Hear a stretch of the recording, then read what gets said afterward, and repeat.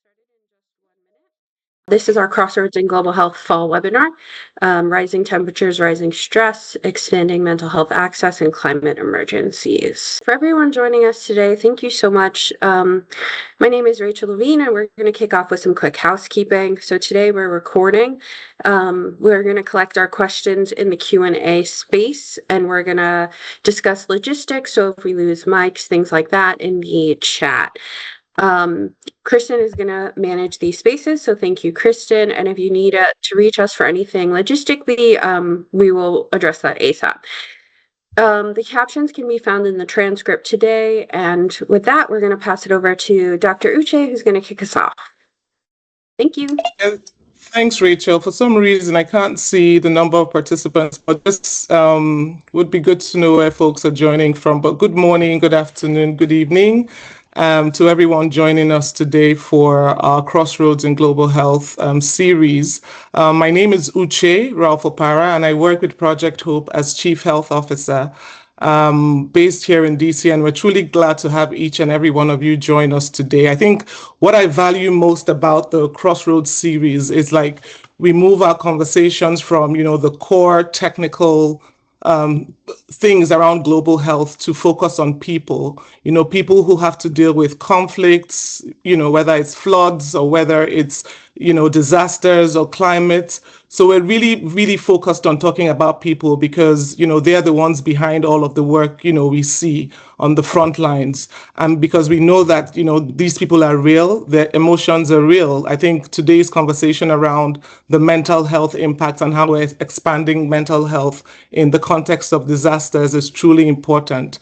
I don't know how many of us know about Project Hope, so I'll just do a very quick one. We're an international NGO doing a lot of work around humanitarian assistance, emergency response, and global health and development. And we've been doing this work for 67 years now, doing this across 5 regions and 30 plus countries in Africa, Southeast Asia, the Americas, Eastern Europe and Ukraine, the Middle East. So a lot of our work is really focused on strengthening health systems with frontline workers, healthcare providers at the center of what we do. So our conversations today is really important and touches on, our core mission. With regards to the Crossroads in Global Health series, we launched this last year. It's meant to be a biannual touch point, just creating space to have conversations like this, ask questions, the really hard questions, and that really bring to life, all of the work we do. So we're happy to have our 4th event in the series since we launched last year. And so we're really looking forward to, having this conversation. Would like to make it as interactive as possible. We have amazing facilitators joining us, and I'm sure Pam would be introducing them shortly.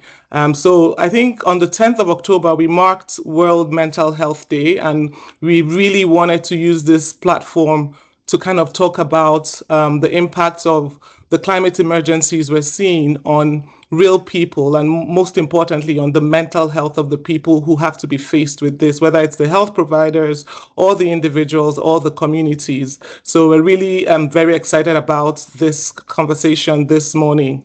And so I think I'll pass to Pam, my colleague and the Project Hope's mental health lead, to go ahead with facilitating this session. And we do hope you all stay through till the end, and we'll really be happy to have your questions, comments, inputs.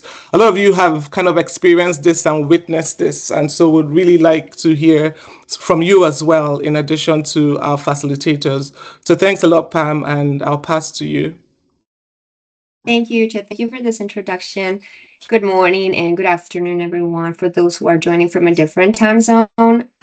So my name is Pamela Antonio. I'm the Global Mental Health Advisor for Project Hope, and I would like to thank you all for joining us today. So our webinar is called Rising Temperatures, Rising Stress, Expanding Mental Health Access in Climate Emergencies. And this webinar is part of Project Hope's series called Crossroads in Global Health. As Uche mentioned, this month, in commemoration of the World Mental Health Day, we will be talking about climate emergencies and the psychological impact of living in a warming world. Today, we will explore the short and long-term effects of the climate, ecological, and biodiversity crisis on our mental health. We will discuss public health approaches to prevent these impacts and how to build community resilience and advocate for more engaged and informed societies that take action before mental health conditions emerge as a result of climate impact. I'm honored to be facilitating our conversation today and thrilled to introduce our expert panelists, Dr. Lynn Jones, Bob Doppelt, and Stacy Yeldell. Dr. Lynn Jones is a child and adolescent psychiatrist, writer, and humanitarian worker with over 3 decades of experience establishing mental health services in disaster, conflict, and post-conflict settings around the world. Her work has increasingly focused on how climate ecological emergencies impact mental health, particularly for mothers and children in vulnerable environments such as Ethiopia, Venezuela, Guatemala, and Bosnia. Bob Doppelt is founder and coordinator of the International Transformational Resilience Coalition, the ITRC, a global network of organizations and professionals addressing the mental and psychosocial impacts of the climate, ecological, and biodiversity crisis. Bob is trained in both counseling psychology and environmental science and has spent his career bridging these two fields. And our colleague Stacy Yeldell. She is a mental health specialist for Project Hope based in Los Angeles. Stacy is a music therapist with 2 decades of experience in mental health and wellness. In response to the 2025 Los Angeles wildfires, she had led community-based interventions and delivered trauma-informed mental health and resiliency trainings for frontline staff, mentors, and community members.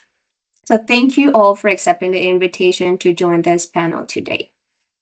So as I mentioned earlier, we're living in a warming world. And whether through our personal experiences or what we see in the news, we'll all witness the devastation caused by the climate ecological crisis around the globe. So from natural disasters that include wildfires, floodings, hurricanes, to the slow but steady rise in temperatures, leading to heat waves, droughts, and rising sea levels, these changes are having a huge and profound impact on the mental health and psychosocial well-being of population and individuals. So historically, climate crisis and mental health have been treated as 2 separate fields and topics, but in reality, they are deeply interconnected. So to start our conversation, I would like to ask Bob, how are climate and ecological crisis and mental health interconnected, and more specifically, how these issues impact the mental and psychosocial well-being of individuals, families, and communities and societies? Over to you, Bob. Well, thank you. Thank you for inviting me here today, and hello to everyone on the line, wherever you are, what time zone you're in. I coordinate the International Transformational Resilience Coalition. We're a group of mental health, human services, environmental, youth, public health advocates trying to get out front of the mental health and psychosocial impacts of the climate, what we call the climate ecosystem biodiversity crisis. And just to answer Pamela's questions, I think many of you all know this, but I'll just repeat it, that last year, for the first time in recorded history, global temperatures rose by 1.5 degrees Celsius, 2.7 degrees Fahrenheit above pre-industrial levels for an entire year. This year, the World Meteorological Organization said that even though we've spent years trying to reduce greenhouse gases globally, they rose to the highest level ever last year in 2024. So we're not making much progress on this. And the WMO also said this year that global temperatures are going to rise by 2 degrees Celsius, 1.5 degrees, 3.6 degrees Fahrenheit, at least temporarily, in many parts of the world within 5 years. And that 2 degrees Celsius, the temperature threshold, is really very, very serious. And Dr. James Hansen, one of the noted climate scientists around the world, also this year released a study saying that we're going to hit 2 degrees Celsius, 3.6 degrees Fahrenheit, permanently everywhere within the next 20 years, likely much shorter than that. But it's not more than just an atmospheric climate crisis and a temperature crisis, because recent studies have also shown that more than 3/4, 7 of 9 of the Earth's vital ecological support systems are now outside of their safe zone. They're reaching tipping points or hitting tipping points that can go further, and all of them are getting worse. Which means it is indeed a climate ecosystem biodiversity crisis, not just an atmospheric climate crisis. And so we're in a very, very new era, and we have to think and act in very different ways. We have to get our heads around that.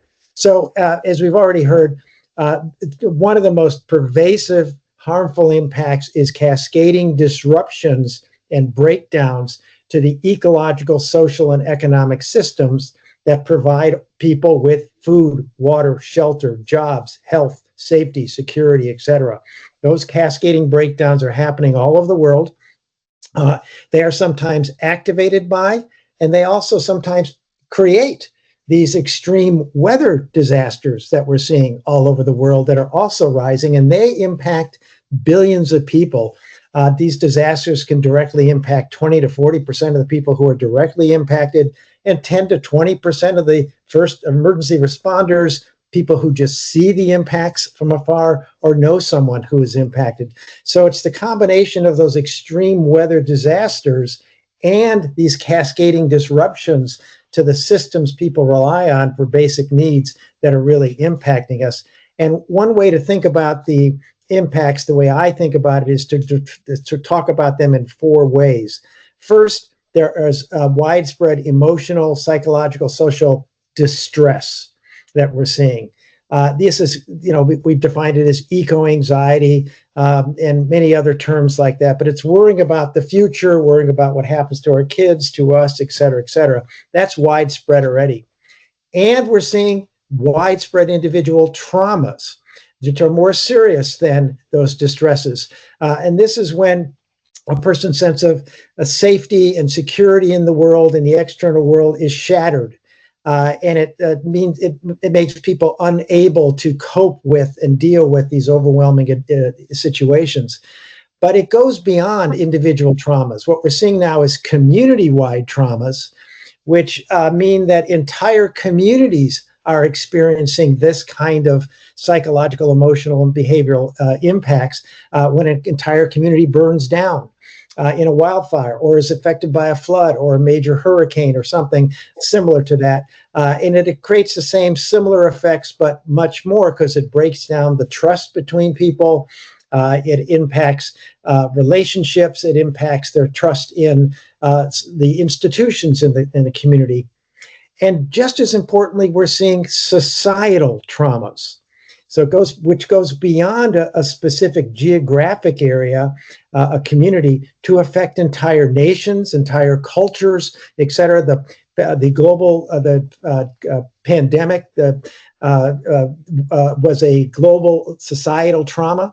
And the climate ecosystem biodiversity crisis is going to be the greatest societal trauma contemporary society has ever experienced, unless we get out front of this by building population level mental wellness and resilience, as I call it. And I'll talk about that and we'll hear it from other people too. So this is really a societal, a changing event that we need to think differently and respond differently to. And I'll stop there. Thank you. Thank you so much, Bob, and thank you for illustrating how this crisis deeply impacts individuals and societies, as you mentioned, and the widespread distress and traumas that can be caused by these events and, in entire communities. So to me, it's clear that when we talk about this crisis, we're also talking about a mental health crisis. And as you mentioned, there are many ways in which people can be impacted, on their mental and psychosocial well-being. And one of those most direct impacts is when climate disasters occur. And as you mentioned, 20 to 30% of people are impacted, especially with extreme weather events as wildfires, floodings, hurricanes, and that are becoming more intense and frequent. So just this past January, the city of Los Angeles experienced massive wildfires that burned more than 50,000 acres. And these fires displaced families. A lot of people lost their homes, destroyed schools and clinics, and deeply affected not only those who were directly impacted, but also those who witnesses the devastation in their city.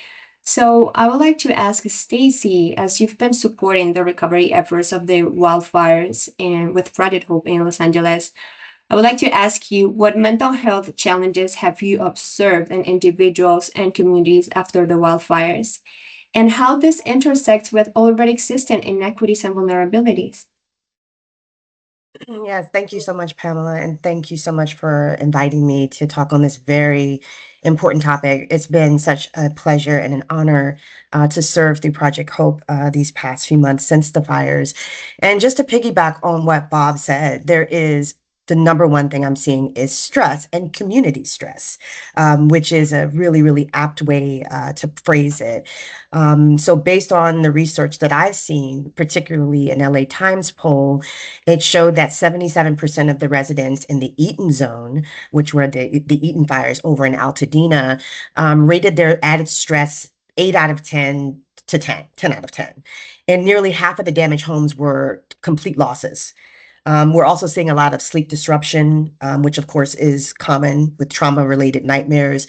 We're seeing exhaustion from the paperwork marathon, as they call it, which is the countless insurance inventories, the permits, the FEMA, and just having to navigate all of that. We're seeing, of course, depression, anxiety, which tends to be exacerbated by current weather conditions. We just had a flood watch not too long ago, and there was a lot of conversation about people feeling re-traumatized and just that, that anticipatory grief of, oh my God, what if this happens again, And we're also looking at, grief from a general sense of home. And when you look at a community such as Altadena, which is so tight-knit, the loss of that community, I have found from being immersed in it these past few months is just traumatic within itself. So generally, we're seeing what we call a triad. So there's hyperarousal, sleep disruption, and then, of course, again, I mentioned the bureaucratic overwhelm. So when you layer that with these other barriers, such as financial strain, then, the anxiety and the depression just seems to be, through the roof. So to answer your second question, one major inequity I've learned is really a structural one. So in Altadena specifically, I've been doing most of my work has been concentrated on that side, that particular fire.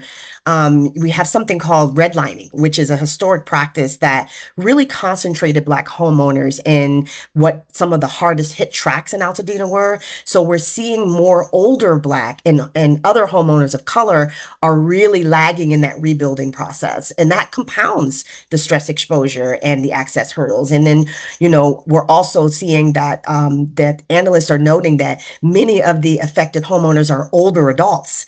So you were looking at long-term Black households concentrated in these higher and hardest hit tracts. And this slows recovery. It heightens mental health strain. So in summary, I would really say communities with less insurance, more renters, language barriers, and histories that already involve divestment face a higher exposure and longer recovery, which of course is going to sustain the mental health systems that we're discussing. Thank you, Stacy. Thank you for sharing this, alarming situation and how this impacted communities in LA, especially those in Altadena and Pasadena.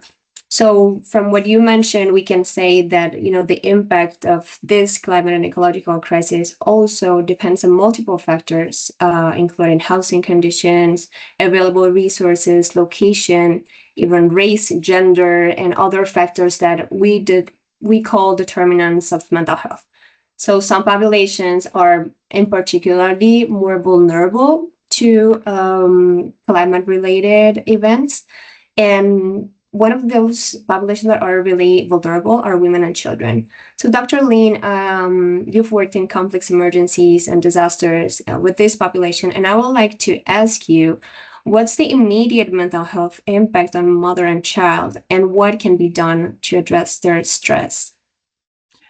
Yes, well, thank you for asking, and thank you for Bob outlining actually that there's a continuing stress even before the disaster happens, and then continuing feelings of grief. And this is the kind of, oh, now it's really happening. But as Stacey said, it's not just stress, it's loss. In fact, I would say loss is the primary, stress is the secondary, because if your home's flooded or burnt or displaced, whether you're stressed or not, you have experienced. I'm hearing an echo. Are you getting me clearly? You are, okay. It's just something weird here.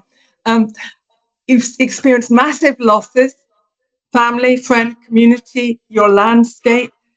You may actually not be able to find bodies. 20,000 people went missing after the Derna floods in 2023. If that's your husband, your father, your grandfather, you're surviving, you've just got the child, whatever else, how do you mourn when the people who would have come around to help you with the mourning, with the funeral, are helping themselves if they can, and anyway, there's no body.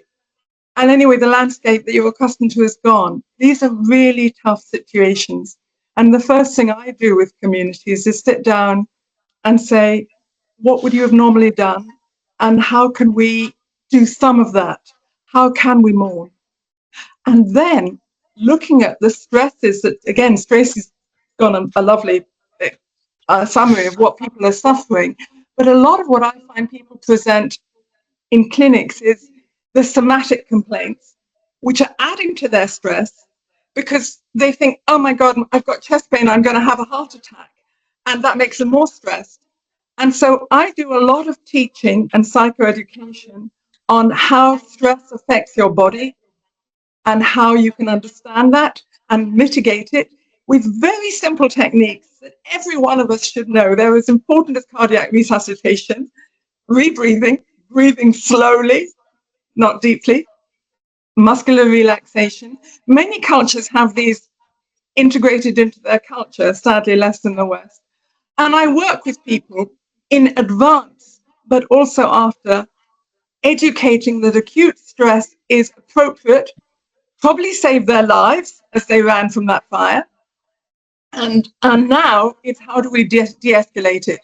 Another very important thing, don't force talking. If they want to talk, be able to listen, but do not force them to talk. Address their basic needs, accompany them to all those agencies that you need, the lawyer, finding the body, going to the hospital, whatever. Find someone to take care of the children if the mother has to do this. And then preparing and psychoeducation in advance is really important. And what we're doing with our mother and baby programs in the countries we work is preparing people in advance. What are the threats you face? How can we mitigate and adapt? And what will we do after? I drove through floods to reach a group in Kenya last year, and they told us what's doing. My hut's made of mud and I have to rebuild it every day. It rains from morning to night, so I can't sell my vegetables. And I can't go to work and I can't feed the children. So we do a whole session of psychoeducation on stress and how it affects them and how to reduce. And then we look at what simple things they can do, protect themselves from contaminated water, prevent waterborne diseases, protect the children. Knowledge is power, preparedness is power. And then what was lovely is the mothers say, how do we go on meeting and how do we get our community to do more about this? And how do we develop plans? And one mother said, I used to be frightened about this, but now I have some ideas. So you build community and protective action. This is much more effective than counseling, antidepressants, or benzodiazepines. Thank you so much, Lynn, and thank you for highlighting the importance of addressing that acute stress and the importance of raise awareness and psychoeducate about how stress impacts the body and equipping mothers on how to de-escalate that reaction, what to do. I think that is really important and a really protective factor to protect this stress to become something more severe in the future. So it is essential to protect, individuals from developing more chronic and complex mental health conditions. And it is also really important to ensure that access from, the immediate after the disasters and, after the crisis, But sometimes we know that accessing mental health care and psychosocial support and, that psychoeducation can be challenging, especially, during and after those disasters. Project Hope has been working on to ensure mental health access, especially in the aftermath of these emergencies. And as we mentioned, we've been doing this in Los Angeles. So I would like to go back to Stacy and ask you, from your perspective, what are some of the barriers to access mental health care during climate emergencies? And what have been some effective MHPSS interventions for communities affected by the wildfires in Los Angeles? Yeah, thank you so much for asking that. I mean, I think the biggest thing that we're still seeing here is displacement. So, research is showing that 6 in 10 displaced households will lose their temporary housing insurance within a year.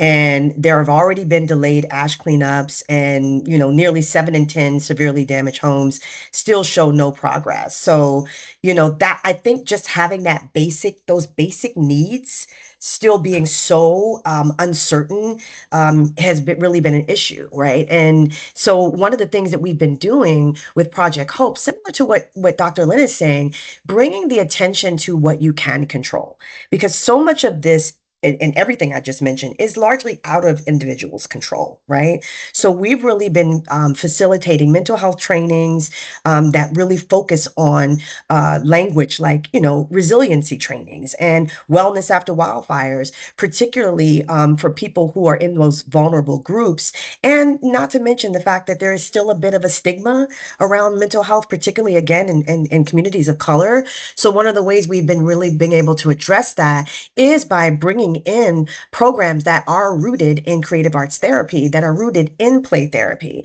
because the expressive arts therapies are able to transcend a lot of the cultural barriers, because it's about creativity, it's about expression. And, it's also a very non-invasive way to facilitate mental health resiliency trainings by bringing people into, their creative expression, their creative energy, drawing, using music.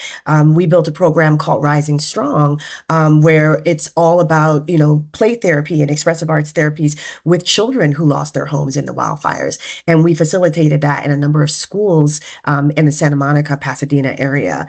And we've also really put a lot of effort and focus on people who are on the front lines and how vicarious trauma is impacting them. Like Lynn said, what is trauma, right? The fact that some people don't even realize that they are carrying what we've been calling this invisible load of, the load that comes from helping others, right? Without really necessarily knowing how to help yourself or that you even need help. So I think that's really, really been the key. It's also been about collaboration, right? So we've worked with amazing partners. There's a collaborative in Eaton called the Eaton Fire Collaborative in Altadena, where we are this huge group of organizations that are coming together to really take note of the specific needs that are happening in the community so that we can assign ourselves accordingly to what those needs are. So it's really, really been a group effort, and it's really, really been about innovation. And I think the thing right now we are looking at is innovation, because people are having Zoom fatigue, right? It's still the thing of getting people to come out to workshops. So we're constantly now looking and refining, how are we delivering these programs? How are we getting these programs to people who we're not able to reach, who for one reason or another aren't going to show up to a workshop or aren't going to show up to a Zoom. So it's really, really just essential that we continue to keep these programs on the forefront and we keep innovating how we're delivering them and the language that we are speaking to begin to continue to transcend some of those stigmas that still exist within the community. Thank you so much, Stacy. And I completely agree with you that it's really essential to keep these programs in the forefront and making sure that people have access to, psychological education on, stress reactions, trauma reactions. And I really value the fact that we're using arts and play therapy to break that stigma barrier of people thinking, that only mental health support and psychosocial support is to specific public, and then that can be open for everyone that has been affected and impacted by this crisis. So thank you so much. So the thing is that providing this care is essential, and we know that a lot of people affected need it, But unfortunately, research shows that the climate and ecological crisis is worsening, as Bob mentioned at the beginning, and disasters are likely to reoccur. So these crises are more likely to continue and be more severe. And to me, that underscores the importance of moving from the direct response to also be thinking kind of out of the box and focusing on prevention and new approaches and new ways to build resilience. Bob, through the International Transformational Resilience Coalition, you've been advancing community-based approaches, bringing together partners from different sectors to strengthen community resilience. Could you please tell us more about the ITRC work and how communities are preventing and healing from climate-related trauma, while they're also preparing to face future disasters? Yes, thank you. And thanks for the comments from both Lynn and Stacy. And I want to just build on those. That we first started off running workshops and conferences and training people in how to basically treat people who had been impacted by the climate ecosystem biodiversity crisis. 6 years ago, we realized that was not going to, actually 7 years ago, not going to be sufficient. So we kicked off an international research project and asked people all over the world, has anybody got a solution to prevent and heal widespread mental health and psychosocial issues generated by relentless adversities, which is what the climate ecosystem biodiversity crisis is. And we interviewed people, we talked to people, we met people, we looked at research, and it turns out there is an approach. It is called a public health approach. I think that's what we've all been talking about. And just for those of you who don't know what this is, a public health approach to mental wellness and resilience focuses on the entire population, not just those who have already show symptoms of problems or who are at greater risk, but they are fully engaged in the process. It prioritizes prevention first and integrates healing methods into the prevention strategies. And it accomplishes this by actively engaging local residents and identifying existing protective factors and trying to identify and establish additional protective factors that allow people to push back against and buffer themselves from toxic stresses and other kinds of impacts, and find new sources of meaning, purpose, and hope in life. This is most impacted developed at the community level. So led us to realize that a community-led, what we call transformational resilience coordinating networks, but you can call them whatever you want. Each community calls it something that makes sense to the local residents, that it's a community resilience initiative that needs to be formed. Our research showed 5 core protective factors that need to be focused on. The first, especially relating to the climate ecosystem biodiversity crisis, is to build social connections throughout the community so people know friends, neighbors, others who can help them. And a major part of that is to try to establish mutual aid networks throughout the community where people help each other, provide food, water, shelter, etc. Closely connected with that is to actively engage residents in actually enhancing the physical situation and the economic situation and other factors in their community to build resilience, physical resilience, create family wage jobs, et cetera, that prevent mental health issues. Connected with that is what you've heard from already, is to what we call develop mental wellness and resilience literacy, which really builds on health literacy. It's really helping everyone become trauma informed, understand how trauma can affect and stresses affect their body, mind, and emotions, and then learn resilience skills. How do you release that trauma from the nervous system, etc. And connected to that is to engage residents in actively engaging in practices on an ongoing basis that we know helps sustain wellness and resilience. Practicing forgiveness, for example, having compassion for others, laughing often. If we had time, I could tell you about some resilience groups that are helping the community laugh in the midst of severe distresses. It's really, really important. And finally, the fifth one is to establish ongoing methods for residents to heal their traumas. Often these are healing circles, but they are also arts, they are also somatic methods, lots of different methods. You have to determine what makes sense in the community. There are many resilience networks doing this kind of work in the US. Just one example, North Carolina has 40 different resilience networks in different communities focused on what they call 4 ACEs: adverse childhood experiences, adverse community experiences, adverse climate experiences, and atrocious cultural experiences. That means racism, etc. And there's many others around the U.S. doing this. And of course, many of you on the line here are that might be involved with the international programs, which are often called mental health and psychosocial support groups. They're the same kind of initiative.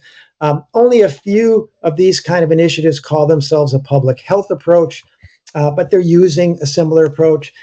They all start with different issues, that make sense in their community.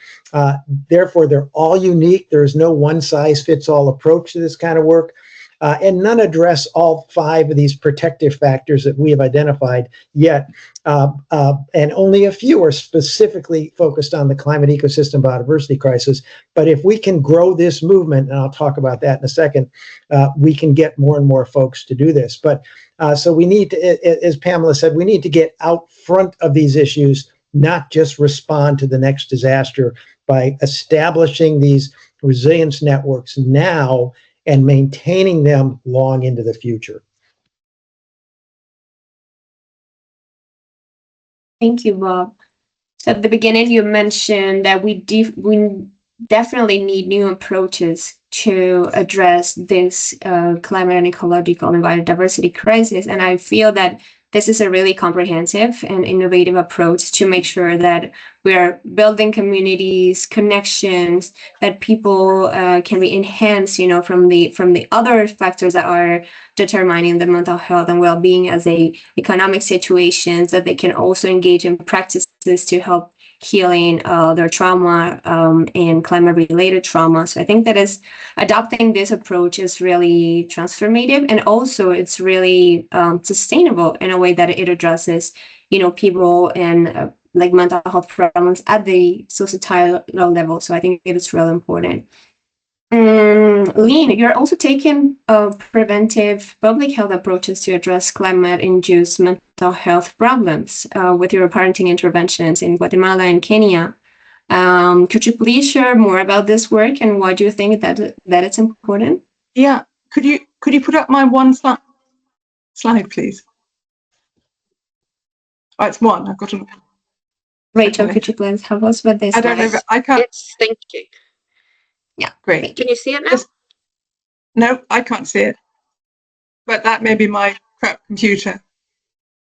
I can see on my side, so I hope Can the audience can see see as well. Yes, yeah, it's we're good. clear. Thank you. Oh, there it is. Yay! Okay, some key facts. We know that the developing brain in the first 1,000 days plays an enormous role in the rest of the infant. The infant becomes an adult, and what happens in those first 1,000 days will play a big role in determining that. And we know that parents providing nurturing care, which is nicely summarized in that diagram, the central framework, safety, good health, good nutrition, constructive, loving stimulation and education, and loving responsive care. These are the essential framework to allow the baby to develop well. If they're exposed to adverse child events, they are ACEs. They are going to have excessive activation of the stress response and suffer from what's called toxic stress. And we know that children who are exposed to toxic stress, as I've listed here, have much poorer educational outcomes, more depression, more suicides, more behavior problems, more physical diseases when they're older, cancer, heart disease, autoimmune disorders. And guess what?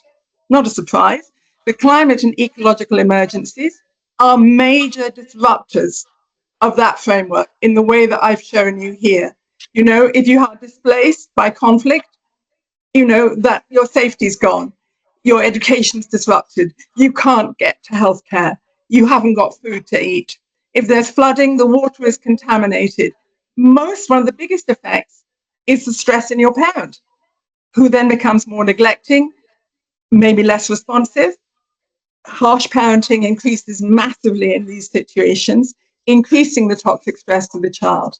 So what we're working on is trying to help the parent understand and prepare for these stresses in the way that I've talked about, and increase their loving, responding care to the child, as well as their understanding of the damage that the threats themselves do to the mental health, so that they can protect the child. So let's take air pollution, which is a continuing, ongoing environmental stress that it actually really messes up our brains. 99% of us are exposed to too high levels, impairs our neurological development, increases the risk of long-term mental health disorders, including schizophrenia, ADHD, ASD, all associated, secondary effects on physical health. And there's such simple things you can do. Most of the parents I work with cook indoors with a smoky fire. Can they move that outside? Keep the child away from it. Most parents I know sell vegetables beside the road. Highly toxic fossil fuel producing material, trucks going by. I can't stop the trucks at the moment, but can we move the stall, keep the child away? These are very simple things, but they make a massive difference. And then there's heat waves.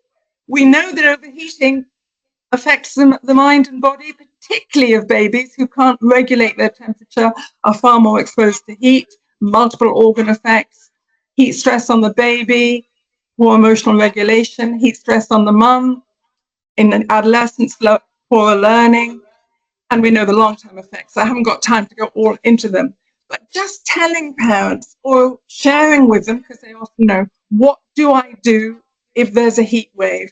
How can I keep myself and my child calm? Can I be alerted if it's coming in advance? Do I have clean water in the house? Can I keep the house cool? Do I know to keep out of the heat at the hottest times of day?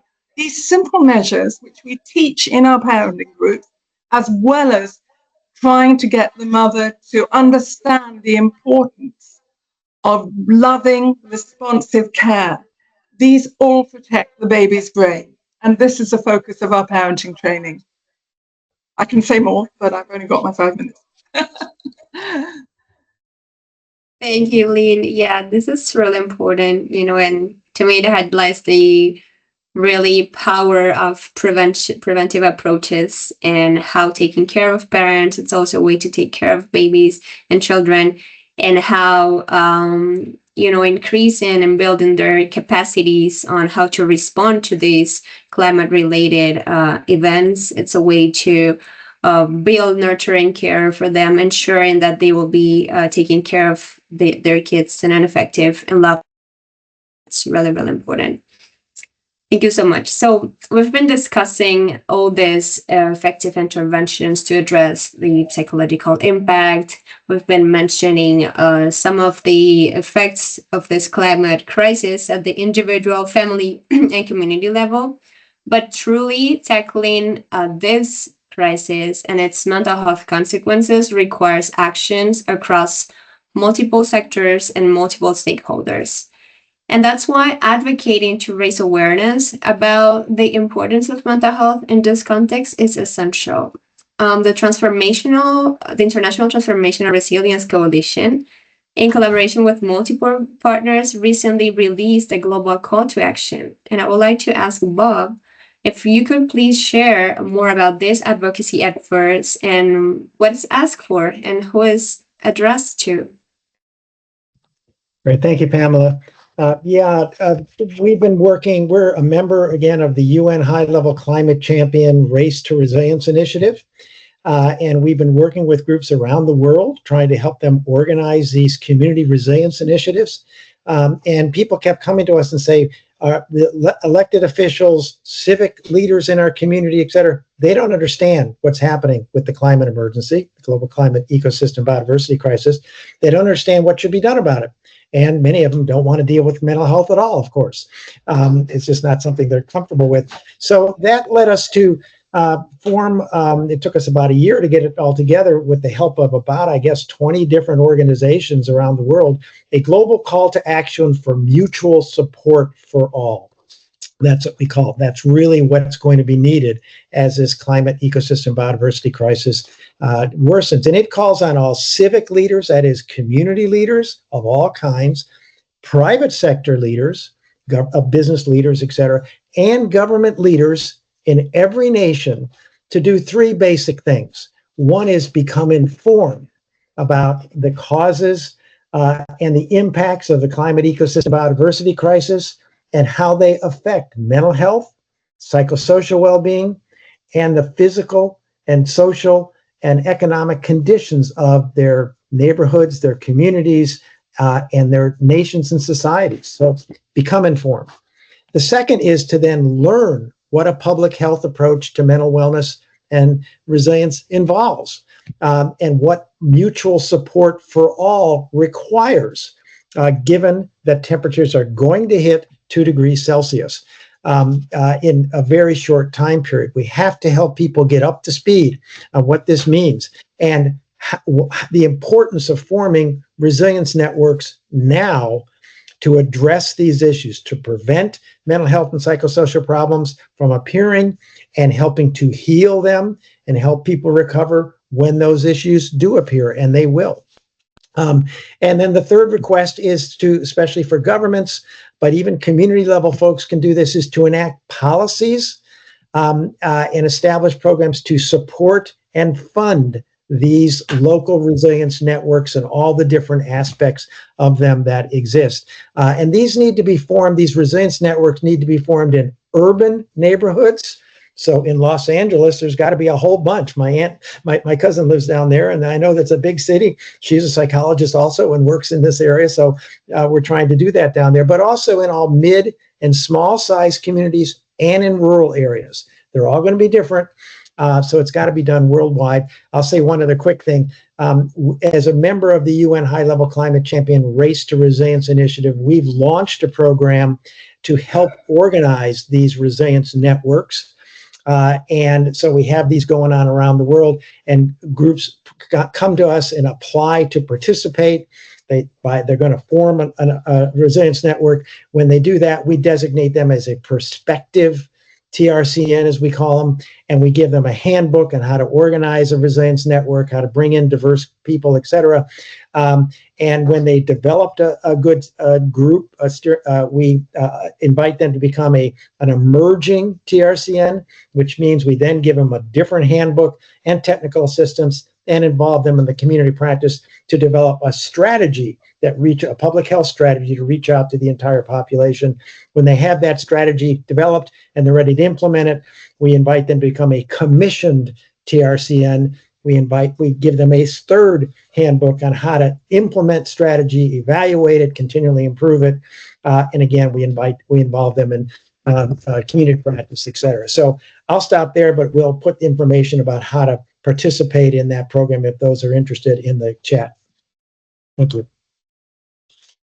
Thank you, Bob. Thank you for working hard and closely with all these partners. I think it's really valuable to bring actors, from the private sector, from the governmental sector, and have them starting with just becoming aware, on how this climate and ecological crisis affect our mental health. So this is really important. And then from there, how, they can continue supporting the resilience of communities and what are the different steps that they need to take to, support these groups at the really mid and small size and, more large communities for resilience. So thank you so much.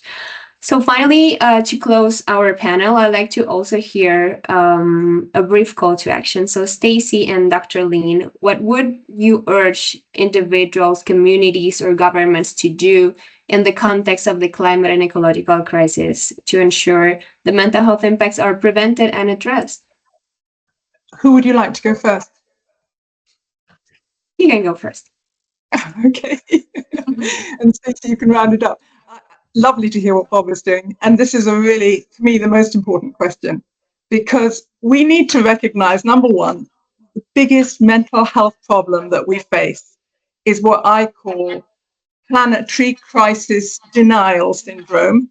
And the sufferers are not the people I'm working with. They are our political leadership and the oligarchs that support them, running the fossil fuel industries and trying to fob this off as our reactions off as mental disorders. But the consequences of their denial and their delusions have the potential to kill billions. So, for example, my own government has been advised by independent climate advisors to prepare for at least 2 degrees, as Bob says. And last week, they prevented the publication of a report by our intelligence chiefs warning that our national security is under severe threat from the climate crisis and looming collapse of vital natural ecosystems. This is what the government is doing. It's in denial. We will have food shortages, floods, and disaster just in a few years' time. And this can't be treated by counselling or mental health services. But there is, I could go on for hours. I do talks on this. I've written a book. But there is a simple and effective action that all of us can take. Please, all of you remember, especially those in the United States, how in just a few days, 2 million ordinary people made a multi-billion company named Disney lose $6 billion simply by cancelling their streaming subscriptions. So that company had to reverse and re-employ a certain comedian they had just sacked. Boycotts work. And Desmond Tutu pointed out a decade ago, if we all, I'm quoting him now, we all adopt the tactics of the anti-apartheid movement to boycott and divest from any business producing fossil fuels or funding such production, we can win. And we can all do this. Just make sure your bank, your insurance, your employer's bank and insurance, be it a big or small hospital, whoever they are, cuts its ties with this lethal industry. I am so proud that the Royal College of Psychiatrists divested from fossil fuels 5 years ago and is now in the process of moving its money from Barclays Bank, one of the biggest funders of fossil fuels. You've got it in your pocket, it's a little bit of plastic. Make sure it's decently used. That's all I have to say at the moment. Well, Thank I you so just have to say much. amen, aho, and ashe to everything Lynn said. And that graphic that you just shared pretty much says it all. So thank you. Thank you for that, Pamela. Yeah, so if you have a call to action, Stacey, we would like to hear it. Yeah, I want to hear from you, Stacey. Well, I'm going to do my best to follow that. But I mean, I really am piggybacking on something that you mentioned earlier, Lynn, which is this somatic work, these practices that you are teaching people. And from my work, what I see, the most powerful thing that we could do, or one of the most powerful things that we can do in addition to the advocacy, is to advocate for ourselves, to really instill these self-regulation practices and to empower people to learn them and to regulate themselves. Because workshops, trainings are wonderful, but we really, really want to continue to instill these self-regulation tools so that people can feel confident in building healthy nervous systems for themselves. And again, and as a preventive method, right? Because if I start off my day grounded, right? If I ground myself, if I use my tools and my practices before I walk out the door, before I walk into the storm, right? Then I'm less likely to be a leaf on the wind, blowing at every single thing that happens. I'm going to be that tree rooted into the earth, and maybe my branches move, right? But I, at my core, am rooted. Okay. So I think on an individual level, that's incredible and that's necessary. And I think we need to continue to bring these low barrier, culturally responsive mental health programs into recovery hubs. We need to extend housing support, especially here in LA with what we were talking about. And we need to keep mental health at the table, just like this, in every single climate response decision. Absolutely. Thank you so much, Stacey, Lynn, and Bob, for this call to action. So I would like to open the floor for some questions from our audience. Please feel free to put in the Q&A box. And if you, Kristen, could help us read some of the questions. I'll appreciate it. Thank you. Of course. And first, I'll just say in the bios of our amazing panelists, there are descriptions. They're all published authors, so you can certainly find their work if you want to hear more about the organizations they work with and the good work that they do. So our first question is from Beto from Brazil, and he asks how traditional indigenous and traditional knowledge could be a way to break mental health stigma and provide social connection. And I Lynn, can say perhaps something about because you were this. okay, certainly, whomever.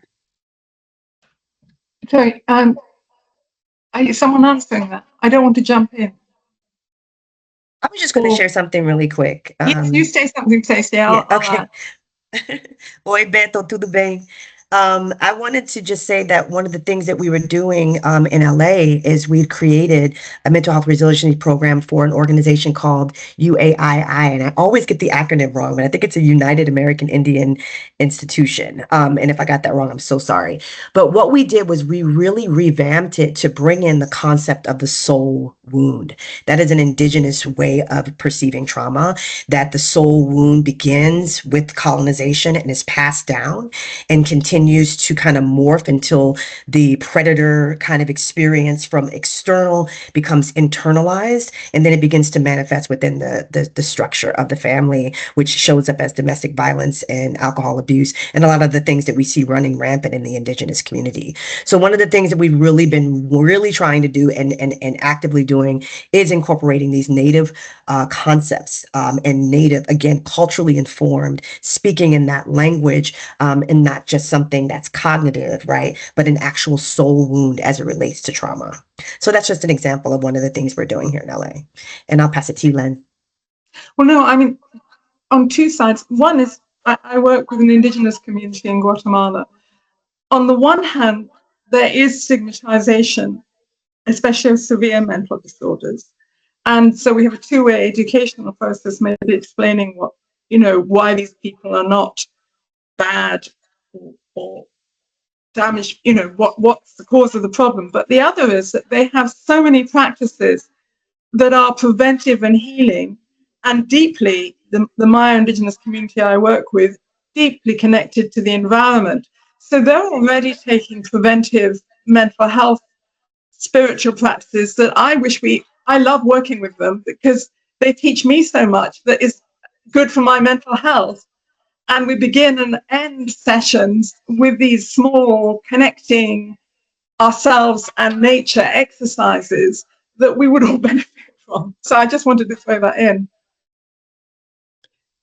Yeah, and I'll just add quickly that, Beto, good to hear from you, that the focusing, first of all, many of the Native American in the U.S., but indigenous populations are themselves traumatized by colonization and many other issues, and they're especially being hit by the climate emergency in many ways.